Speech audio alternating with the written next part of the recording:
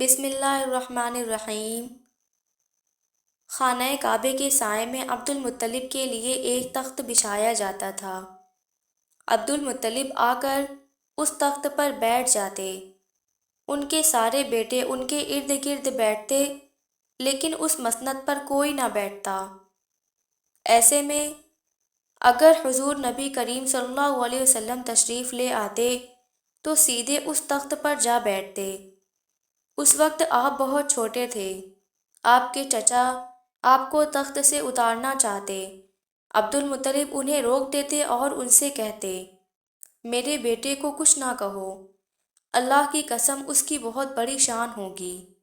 یہ کہنے کے بعد عبد المطلب نبی کریم صلی اللہ علیہ وسلم کو اپنے ساتھ بٹھا لیتے، آپ کی کمر پر شفقت سے ہاتھ پھیرتے اور آپ کو دیکھ کر خوش ہوتے۔